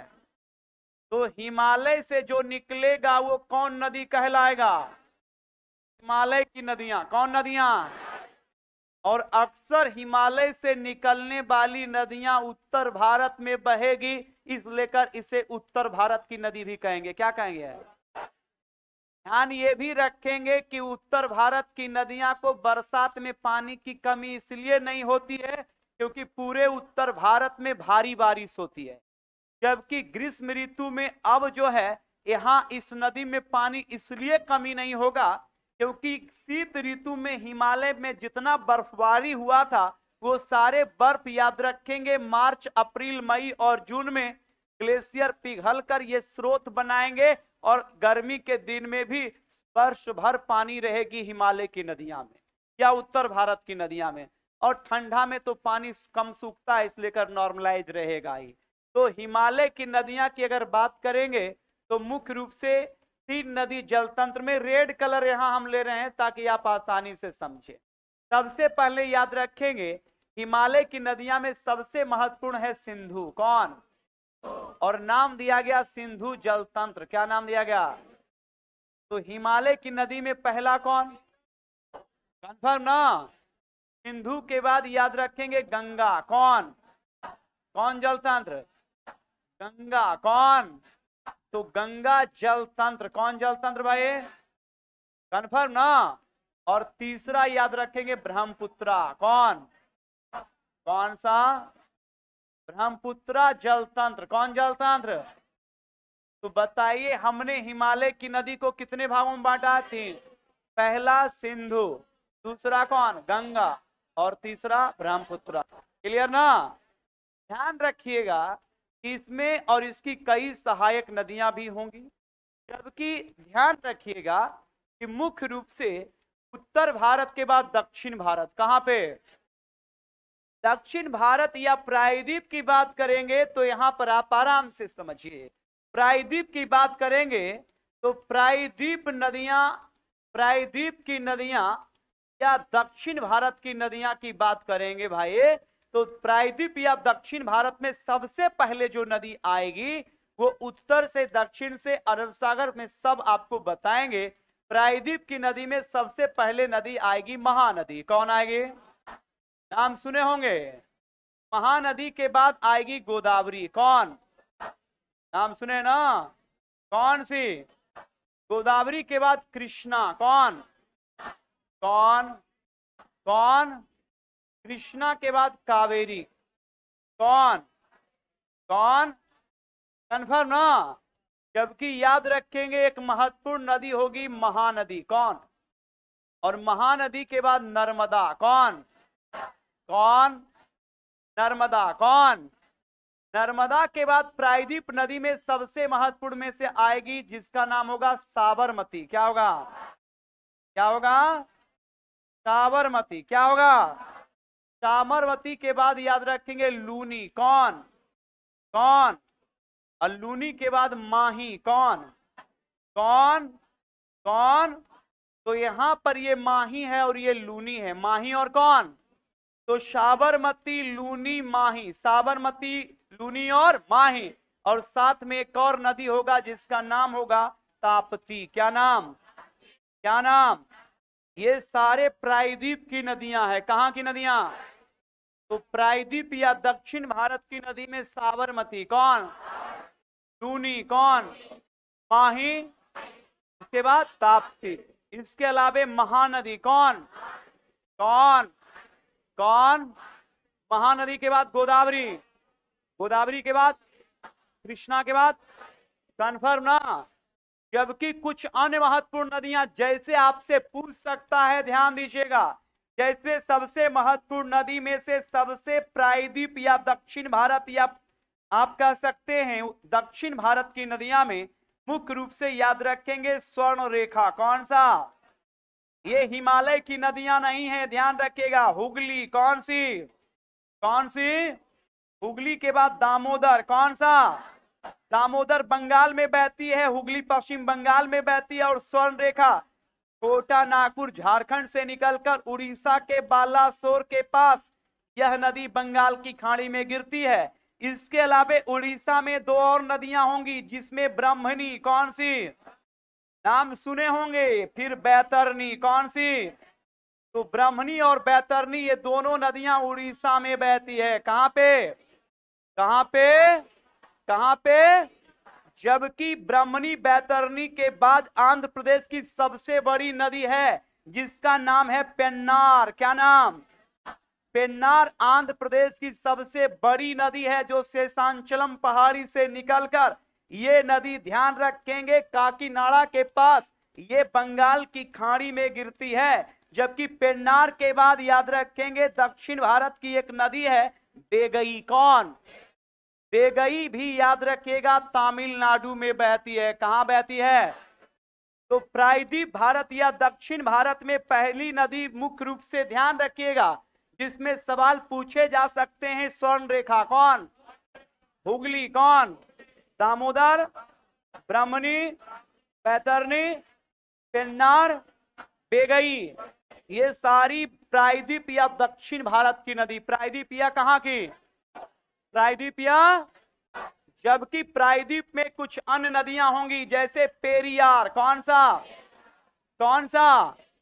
पेरियार के बाद ध्यान रखिएगा सबसे महत्वपूर्ण नदी है मांडवी। कौन? मांडवी के बाद जुआरी। कौन? कौन? तो पेरियार, मांडवी। पेरियार केरल में बहती है। कहां पे?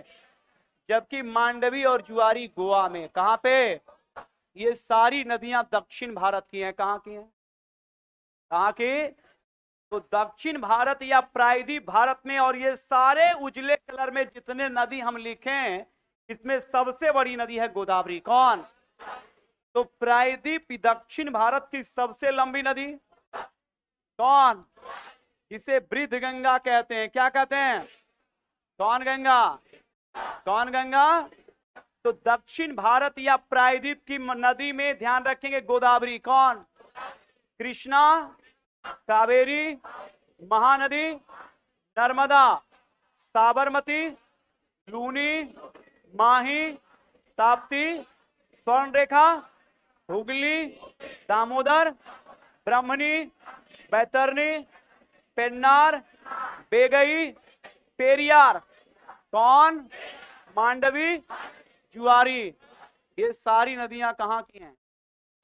दक्षिण भारत या प्रायद्वीप भारत, दक्षिण भारत या कन्फर्म ना।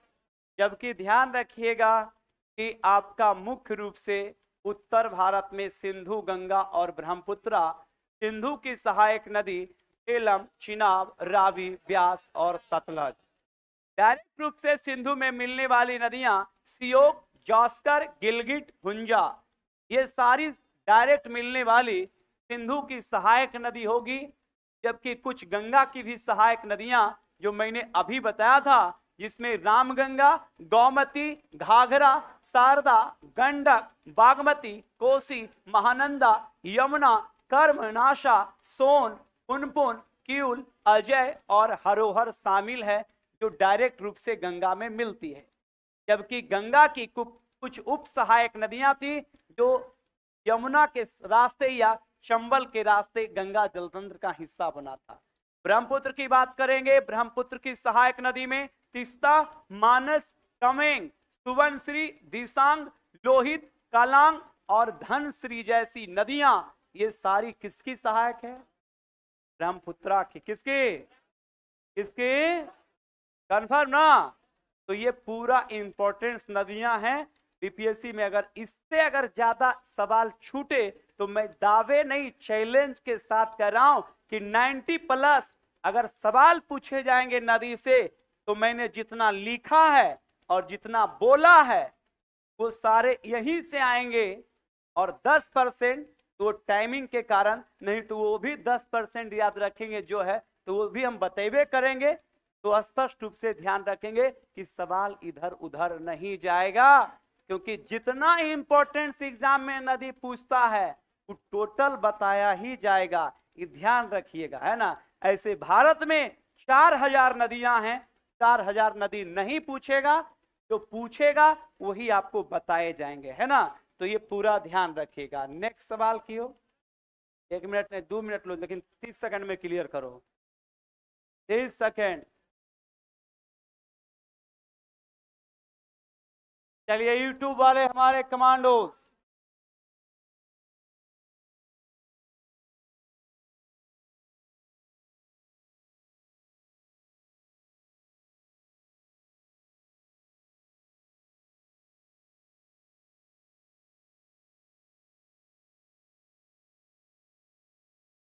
हो गया? चलो ठीक, नेक्स्ट सवाल की ओर चलेंगे।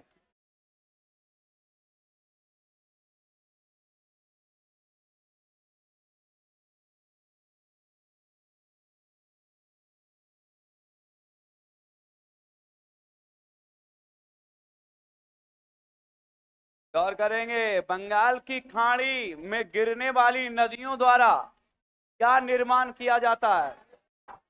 डेल्टा। क्या भाई? डेल्टा। क्या निर्माण किया जाता है? डेल्टा। क्या निर्माण किया जाता है? तो याद रखिएगा, नदियों के द्वारा क्या निर्माण किया जाएगा? डेल्टा। दो शब्द आते हैं, डेल्टा और एस्चुरी। डेल्टा और क्या भाई? एस्चुरी।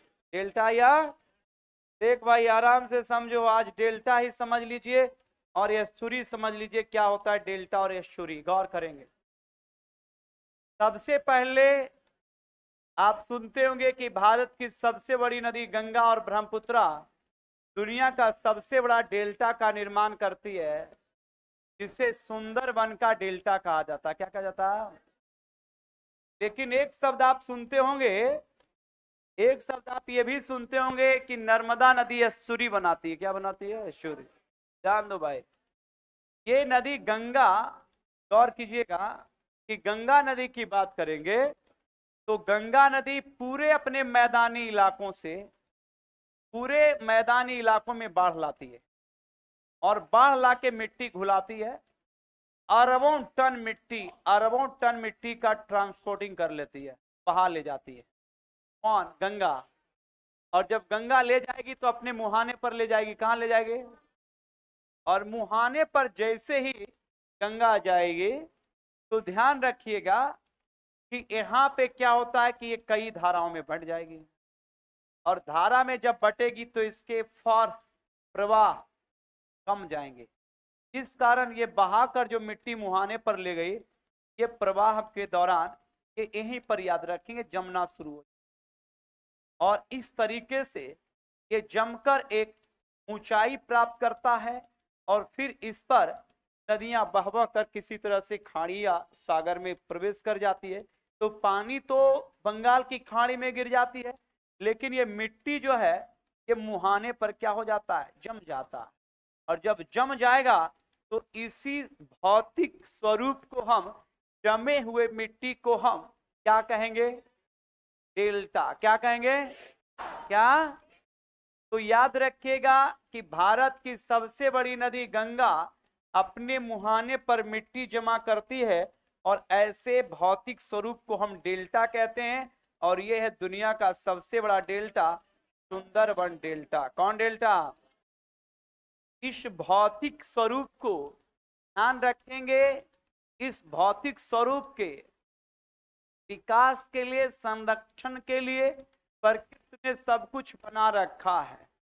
अगर प्रकृति को जीवन अगर नहीं बनाना होता तो इतना प्रोसेस वो क्यों किया? लोग कहता कि प्रकृति क्या किया, क्या है प्रकृति? तो ये प्रोसेस में ऑक्सीजन, कार्बन डाइऑक्साइड, अमृत, जहर, पानी, हवा, सब कुछ ये कहीं ना कहीं कोई तो है, प्रकृति तो है, जो कि ध्यान रखेंगे कि आपके लिए बना के दे दिया है और आप उसका यूज करते हैं। तो डेल्टा जब बनता है नेचुरल और प्रकृति रूप से, तो इस डेल्टा के संरक्षण के लिए यहाँ पर एक विशेष वन उगाते हैं जो इस डेल्टा को, याद रखेंगे, क्या करता है कि संरक्षित करता है। और इस वन को हम कहते हैं मैंग्रोव वन। कौन वन? और मैंग्रोव वन सबसे ज्यादा भारत में है बंगाल में। कहां पे? कौन वन? Mangrove one. कौन वन? कंफर्म ना? तो याद रखिएगा गंगा के अलावे ब्रह्मपुत्रा। गंगा के अलावे कौन? तो गंगा के अलावे याद रखेंगे ब्रह्मपुत्रा भी आसाम के, ये थोड़ा कम ही लेके आती है लेकिन लाती है, ज्यादा बाढ़ लेकर आती है ये। और बांग्लादेश में भी ये मिट्टी पूरा निकालती है यहाँ से। तो ये पूरा भारत और बांग्लादेश से भी ये नदियां ब्रह्मपुत्रा भी मिट्टी लाती है और गंगा और ब्रह्मपुत्रा की संयुक्त धारा मिलकर दुनिया के सबसे बड़े डेल्टा सुंदरबन का निर्माण करती है। इसके अलावे गौर करेंगे कि महानदी कौन? महानदी के अलावे गोदावरी कौन? कौन? कृष्णा कौन? कावेरी कौन? ये सारी नदियां भी डेल्टा बनाती है अपने मुहाने पर। अपने मुहाने पर क्या बनाती है? महानदी। कौन? महानदी के अलावे गोदावरी। कौन? गोदावरी के अलावे कृष्णा। और कृष्णा के अलावे बताइए, सारी नदियां अपने मुहाने पर क्या बनाती है? डेल्टा। क्या बनाती है? क्या बनाती है? जबकि अक्सर आप सुने होंगे कि एक नदी है नर्मदा। कौन? कौन? नर्मदा अमरकंटक से निकलती है। कहां से निकलती है? और ये नर्मदा के बारे में सुने होंगे कि अपने मुहाने पर एस्चुरी बनाती है। क्या बनाती है? एस्चुरी। क्या बनाती है? ये एस्चुरी बनाती है। ये एस्चुरी क्या है? ये है रेत कंकड़। जैसे मिट्टी जब जमा होगा तो या तो मैदान बनेगा या तो डेल्टा। मैदान बनेगा तो या मैदान, या मैदान, या अगर आप कहेंगे कि जलेबी तो वो मैदा से ही बनेगा, कोई वो है ना, मैदा से बनेगा। लड्डू बेसन से बनेगा, प्रोसेस है। अब बेसन वो कुछ किसी का भी रहे, चना का रहे चाहे खेसारी का रहे, लेकिन है, बात समझ गए ना? तो ये ध्यान रखेंगे। जैसे रसगुल्ला है तो ये गाय का दूध का बने या भैंस का दूध का बने। अब बाधित में कोई बकरी दूध का बना दे तो वो अपवादित है भाई, अब वैसा होगा ही नहीं, है ना? कोई बोले तो उससे नहीं लेना देना, है ना?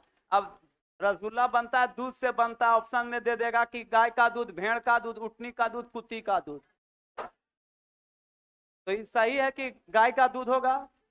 अब वो पागले रहेगा, अब बोले, अब उसमें रिजिट कर दे कि हाँ छेना तो दूध से बनता ही है। अरे दूध से बनता है, भैंस या गाय के दूध से बनता है ना? ना कि भेड़ के दूध से बनता है। लेकिन बनाने वाला कुछ बना सकता है, तो वहां पर ही ध्यान रखेगा।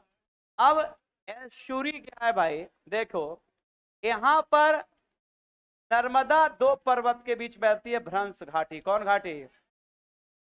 भ्रंश घाटी में जब बहती है तो दो पर्वतों के बीच बहती है। क्या बहती है? विंध्याचल और सतपुड़ा। इसके मार्ग में मिट्टी मिलता उलता केवल मिलता है रेत कंकड़। क्या मिलता? पत्थर। क्या मिलता?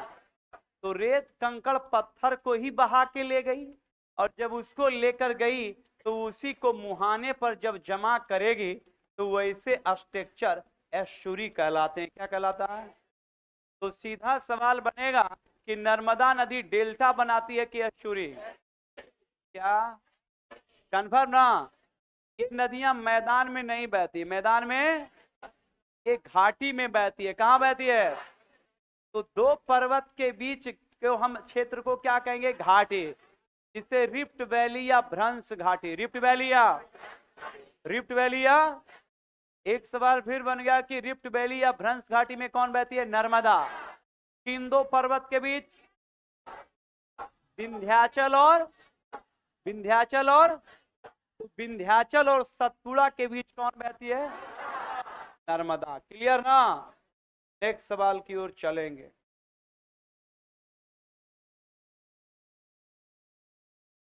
अभी बताए हैं यहां पर ये सवाल, इसका आंसर आप देंगे। बंगाल की खाड़ी में गिरने वाली नदियां द्वारा किसका निर्माण किया गया था? डेल्टा। किसका भाई? तो ये आप समझ गए होंगे, डेल्टा। नेक्स्ट सवाल, गोखुर झील का निर्माण कैसे होता है? नदियों के द्वारा विसर्पित होने पर। नदियों के द्वारा क्या होने पर? इसमें एक शब्द है विसर्पित। सर्प मतलब सांप। सर्प मतलब क्या होता? और सांप सदैव सांप दौड़ देगा तो इस आकार में भागता है। भागता है कि नहीं भागता है? रेंगता है कि नहीं रेंगता है? कभी देखें कि सीधे सांप भाग रहा है? देखे हैं? वो थोड़ा मूवमेंट उसमें इस तरह से होता है ना? ध्यान रखिएगा। तो यहां पर ये सर्पिला, आओ देखिए होता क्या है। इसी में नदी इधर से बह रही है, इधर आ गई, इधर गई। इसी में अब नदी इधर से बहना शुरू कर, अब इधर से बहना शुरू कर दी, मतलब बंद हो गया और इधर घूम गया। अब इसमें जो जल बनेगा उसी को कहेंगे, देखिए गाय का पंजा देखे होंगे ना, तो देखिएगा गाय का पंजा इस तरह से होगा, गाय भैंस का पंजा। तो हम गौ मतलब गाय, खुर मतलब पंजा, खुर मतलब, तो इसको कहते हैं गोखुर। क्या कहते हैं? गो। देखिएगा गाय भैंस का पंजा इस तरह से रहता है कि नहीं रहता? इस लेकर ऐसे झील को गोखुर झील कहते हैं। क्या कहते हैं? तो गोखुर झील का निर्माण किसके द्वारा? लेकिन नदी के विसर्पित होने पर। नदी के क्या होने? ये इधर से बह रहा था, फिर इधर से ये बह गया, और ऐसे आकार में जो झील बने वो गोखुर झील का उदाहरण है। कैसे झील का? गोखुर झील का उदाहरण एक महत्वपूर्ण नदी है झेलम। कौन? सॉरी, गोखुर झील का बनाने में एक महत्वपूर्ण नदी का योगदान है झेलम। कौन? झेलम नदी के कारण ही भारत की सबसे महत्वपूर्ण और बड़ी मीठे पानी की झील बूलर। कौन? तो बताओ, बूलर झील गोखुर झील का उदाहरण है। कैसे झील का? कौन सा? बूलर। कौन सा? तो भारत की सबसे बड़ी मीठे पानी की झील कौन? बूलर झील। कहाँ है? कहाँ पे? और ये किस नदी से संबंध है? किससे? तो गोखुर झील का उदाहरण है कौन? बूलर। इसका संबंध किस नदी से? कंफर्म ना? याद रखिए। नेक्स्ट सवाल, अरब सागर में गिरने वाली नदियों द्वारा क्या निर्माण किया जाता है? ज्वारनद मुख या एस्चुरी? ज्वारनद मुख या, तो बताओ भाई, ज्वारनद मुख या एस्चुरी का निर्माण कौन करती? बताओ कौन? अभी मैंने बताया था कि नर्मदा कौन सी अपने मुहाने पर एस्चुरी का निर्माण करती है। किसका निर्माण? कौन सी नदी? कौन सी? तो नर्मदा अपने मुहाने पर किसका निर्माण करती है? एस्चुरी का। किसका? जबकि गोदावरी, कृष्णा, कावेरी, गंगा, ब्रह्मपुत्रा एस्चुरी क्यों बनाती है? क्योंकि वो कहां बहती है? भ्रंश घाटी। कौन घाटी? और दो पर्वतों के बीच नैरो सकरे घाटी में मिट्टी का क्या है? अभाव। इस लेकर मिट्टी ना ले जाके वो रेत कंकड़ क्या ले जाती है, और उसी को जब मुहाने पर जमा करती है तो वैसे स्ट्रक्चर और वैसे स्वरूप को हम एश्चुरी कहते हैं। क्या कहते हैं, क्या कहते हैं, क्या कहते हैं, क्लियर ना। खूब झुको झुको झुको, आराम से एकदम। हाँ देखा कि बात समझ गए ना। अरे थोड़ा क्लिनिक हमार खराब है कि डॉक्टर थोड़े खराब हैं। इसको चाहिए मेदांता वाला, मेदांता है ना। वेदांता में जो पेशेंट दिखाने के लिए जाता है ना, वो तो कते गांव से जब आता है तो नर्से के देखते रह जाता है, पेशेंट भूल गया। बात समझे, क्योंकि वहां वेल मेंटेन नर्स भी है। अब पीएमसीएच में बेचारी है ना, बहुत एक्सपीरियंस है, लेकिन बेचारा पीएमसीएच में जो कंपाउंडर है, नर्स है, वो बेचारी जो है थोड़ा एजेड है, साड़ी पहन के है। बात समझे। तो इसका मतलब ये नहीं कि पीएमसीएच में इलाज है ना, हाँ थोड़ा सा थोड़ा हाईटेक नहीं है बना हुआ, है ना। बात समझ गए ना, लेकिन डॉक्टर सब ठीक है। बात समझिए, देखिए बात समझिए, एग्जांपल हम बहुत देते हैं। वही पीएमसीएच का हेड ऑफ द डिपार्टमेंट अपने आवास पर फुल्ली हाईटेक बना के हॉस्पिटल 1500 रुपया लेके फी लेके 20,000 का दबा दिया, तो रोगी कहता हमार इलाज बहुत बढ़िया चल रहा है। और वही डॉक्टर उस प्राइवेट क्लिनिक में क्या लिख के अपना प्रोत्साहित कर रहा है, head of the department PMCH. वही बोर्ड पढ़ के एंट्री भी लोग करा, अरे तो पीएमसीएच के डॉक्टर हो, बहुत बढ़िया। और वही डॉक्टर पीएमसीएच में जाके इलाज करेगा तो वहां सरकारी योजना से दवा मिलेगा, तो वही दवा याद रखेंगे 100 200 500 का मिलता है। वही डॉक्टर देख रहा तो बोल रहा कि देखा तो, लेकिन हमार मन नहीं ठीक लग रहा है ना। तो यही मास्टर हाईटेक होके थोड़ा आए, हाँ यही थोड़ा हम हाईटेक होके आए, और थोड़ा इसमें फुल एसी लगा दें, शीशा तीसा लगवा दें, टाइल्स मार्बल बिछवा दें, एंट्री करने के बाद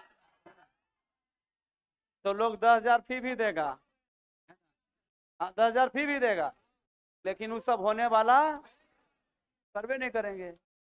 बनेगा मास्टर बनेगा, है ना, तो मास्टर बनेगा तो वो सब नहीं होगा भाई, सीधा पढ़ाए, कोई हाईटेक नहीं मिलेगा, है ना। देख रहा है शीशा टूट गया, हम पर्दा लगवा दिए। अब पर्दा नहीं, स्टाफ बोला कि सर उधर से धूप आता है, उधर से धूल आता है। हम बोला तो की करें, तो एगो बेडशीट था तो बेडशीटे फाड़ के बांध दिया, है ना। हाँ समझो, अब लगता है उसमें 500-700 रुपया पर्दा लगता है, तो पर्दा कहाँ से आदमी लाएगा।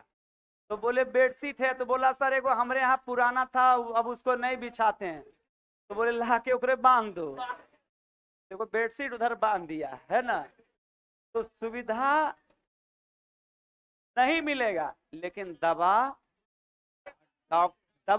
मिल रहा है बढ़िया, और डॉक्टर एक्सपीरियंस वाला मिलेगा। हाईटेक नहीं दे पाएंगे, क्योंकि हाईटेक जहां मिलेगा वहां आपसे अवैध पैसा लेगा। नर्सिंग होम में जाइए, वहां पैसा आपको अवैध रूप से ले लिया जाता है ना। आप खाली जाइए कि हमको बुखार है, तुरंत 2 दिन रखेगा 1 लाख का बिल। बेवकूफ का बुखार में कौन 1 लाख का बिल लगता है रे, हाँ जाओ ना।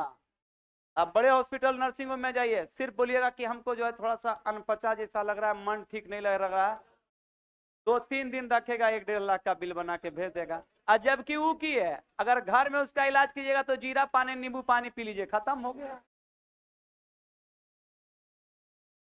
आगे ध्यान दो भाई, आगे कहता है प्यारे ध्यान रखिएगा कि सिंधु नदी का उद्गम स्थान कहां से, मानसरोवर झील कहां प्यारे, तिब्बत। मानसरोवर झील तिब्बत, चाइना से कौन सी 2 नदी निकले हैं, सिंधु और ब्रह्मपुत्रा। सिंधु और कौन, तो सिंधु और ब्रह्मपुत्रा की बात करेंगे कहां से? कहां से? मानसरोवर। कहां से? और हमने सिंधु जल तंत्र में बता दिया था कि सिंधु के अलावे उसकी कई सहायक नदियां हैं, है कि नहीं? और सिंधु गिरती कहां है भाई? अरब सागर में। अरब सागर में, पाकिस्तान के कराची के पास अरब सागर में क्या होती है? गिरती है। कौन सी नदी? सिंधु। सिंधु कितने देश में बहती है? तीन, भारत और पाकिस्तान। चीन, भारत और कौन सी नदी? तो सिंधु का अपवाह या बहाव कितने देश में? 3 देश। क्लियर ना? इसका मुहाना पाकिस्तान में है। कहां? और उत्पत्ति चाइना। उत्पत्ति कंफर्म ना? याद रखिएगा। नेक्स्ट सवाल की ओर चलेंगे। कहता है कि नुब्रा, सियोग, जास्कर, हुंजा आदि किसकी सहायक नदी भाई? सिंधु की। किसकी? तो सिंधु की सहायक में नुब्रा, कौन? सियोग, जास्कर, हुंजा, और एक नदी है गिलगिट। कौन भाई? गिलगिट। कौन सी? ये सारी सहायक नदी किसकी है? सिंधु की। किसकी? सिंधु जल समझौता कब हुआ था? 1960। भारत और किसके बीच? भारत और, तो भारत और पाकिस्तान के बीच कौन समझौता? और इस समझौता में 3 नदी का पानी का बंटवारा हुआ ना? जिसमें याद रखेंगे सिंधु। कौन? सिंधु के बाद झेलम, और झेलम के बाद चुनाव का 80% पानी कौन लेगा? पाकिस्तान। कौन? और 20% पानी इंडिया लेगा ना? जबकि रावी, कौन सा?